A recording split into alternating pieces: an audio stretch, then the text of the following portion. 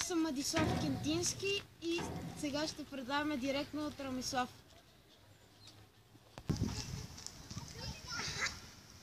Здравейте, драги зрители! Аз съм Рамислав Антоновски. Тук сме пряко от игрището на 96-та Бакалица, Крива града, ФК долу с екипите на Мадрид Реал. Ето тук ще видим представянето на менеджерът, футболистът и това момченце тук с спортния директор с това тук притежание. Дами и господа, сега ще се запознаете пряко с новият футболист, включил договор с Флай Емирата се. Ето тук сега ще чуем неговото интервю. Много добър отбор. Радвам се. Как се гласихте на тази хубава заплата? Много пари дават. Very good, пачки. Значи аз преди няколко дена бях в един друг отбор, но там обстановката беше много лоша, шефовете не си даваха парите.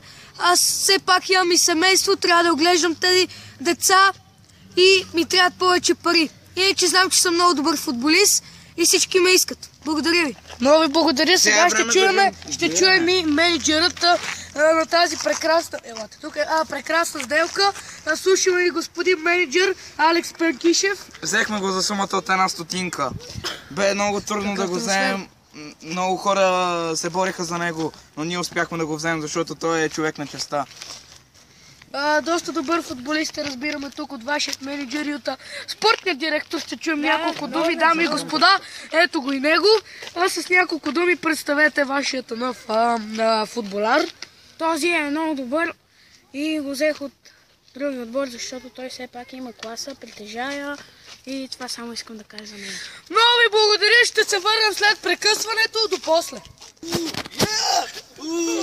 Здравейте, драги зрители! Връщаме се пак на стадиона след лекото прекъсване.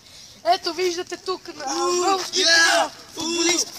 Представянето му. Как се представя тогава? Ето ви менеджерът отзад. Дами и господа, ето го и спортния директор. Харесва ли ви с представянето? Ще има много продавани фланелки. Разбира се, разбира се. Те сега почнаха да валят. 2 фланелки вече са продадени. Много ви благодаря, драги зрители. Връщаме се след малко.